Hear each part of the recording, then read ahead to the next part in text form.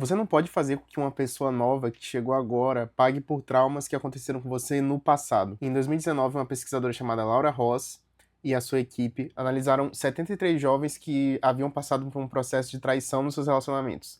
E dentre esses, 45% das pessoas apresentaram sintomas que eram compatíveis com o transtorno de estresse pós-traumático e apresentaram alguma relação entre a traição e esses sintomas.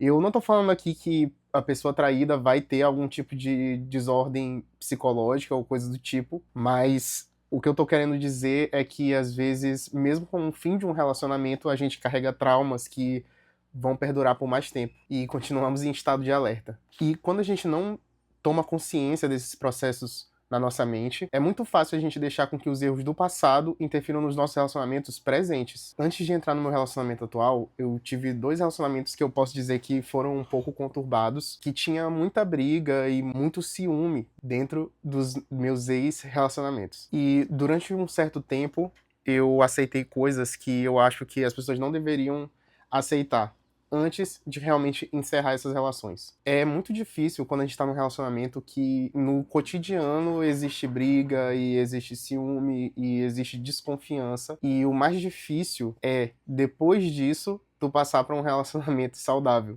Acho que quem já passou por isso vai entender o que eu tô falando. Que existe uma dificuldade específica em tu não repetir padrões e não ficar com medo ou com desconfianças de coisas, bem, que a outra pessoa não tem culpa, né? Ela não é a mesma pessoa que tu estava antes. Eu falo disso porque hoje eu vou fazer 1 ano namorando com a Ana Luísa e eu percebo que no início da relação eu começava brigas e ficava enciumado com coisas e a gente discutia por coisas que hoje em dia eu vejo que não era ela com quem eu estava brigando, entende? Eu estava só repetindo brigas que eu já tinha passado em outros relacionamentos. É como se a pessoa com a qual eu estivesse me relacionando mudou, todo o contexto mudou, mas o meu mecanismo de defesa ainda estava agindo da mesma forma. E isso tá completamente errado, gente. O nosso parceiro, a nossa parceira não pode pagar por uma dívida que não foi ele quem fez. Só que pensar nisso de forma racional é mais fácil do que viver isso na prática. Porque às vezes esses traumas também não vêm em grandes reações, é mais no cotidiano, na coisa do dia a dia mesmo. É quando tu começa a procurar um significado naquilo que aquela pessoa falou, sendo que às vezes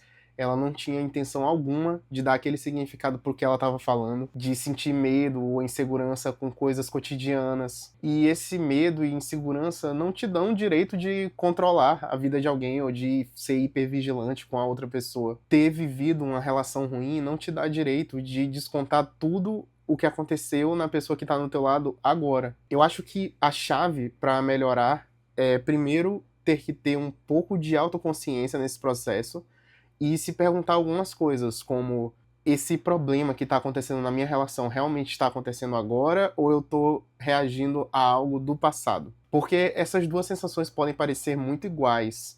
A ansiedade vem da mesma forma, a insegurança vem da mesma forma, e às vezes a gente ficar remoendo algo do passado traz a mesma sensação de como se aquela coisa estivesse acontecendo agora, no nosso presente. Eu acho também que a gente precisa aprender a lidar com essas inseguranças sem transformar tudo em uma briga.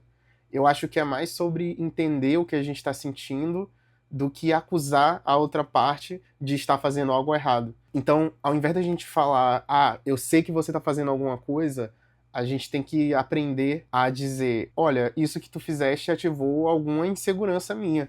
E eu te amo, e eu não quero que isso afete a nossa relação. Vocês reparam a diferença nesses dois aspectos? A primeira fala é como se a gente estivesse querendo brigar com a outra pessoa por algo que sequer ela fez. E na segunda alternativa, a gente consegue construir algo juntos. É como se o casal tivesse junto para enfrentar aquele problema que eles estão tendo. E isso é o contrário de querer ter muito medo e resolver tudo sozinho. Um relacionamento não tá aí pra gente resolver as coisas sozinho. Tem que ser uma construção a dois. Eu acho que outra coisa muito importante é aceitar que esse processo de se relacionar e de ser vulnerável com o seu parceiro ou sua parceira, isso envolve risco. E sempre vai existir esse risco. Isso faz parte do processo de se relacionar e de ser vulnerável e de se abrir com aquela pessoa na construção de uma vida a dois. E algo que eu aprendi nesses meus relacionamentos passados é que controle não produz confiança, é justamente o contrário, gente. Eu acredito que, pelo menos na minha experiência, quanto mais tentaram me controlar, mais eu fui antipático àquela pessoa, sabe? Eu ficava com um sentimento de antipatia terrível. E hoje em dia, que eu tenho um relacionamento que é bem mais tranquilo do que esses passados, eu, eu sinto que o controle, ele quase que inexiste.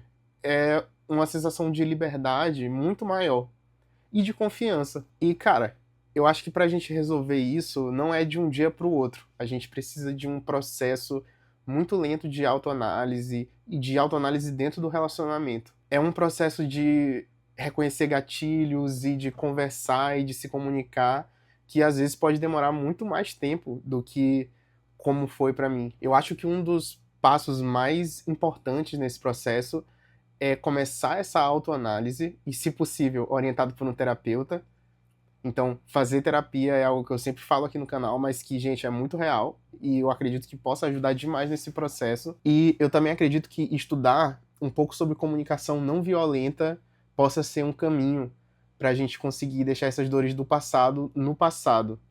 Porque não tem como a gente se comunicar de forma violenta e resolver esse problema. Ou pelo menos fica bem mais difícil de resolver esse problema. E também pensar que você não está contra a sua companheira, né? São duas pessoas tentando resolver um problema.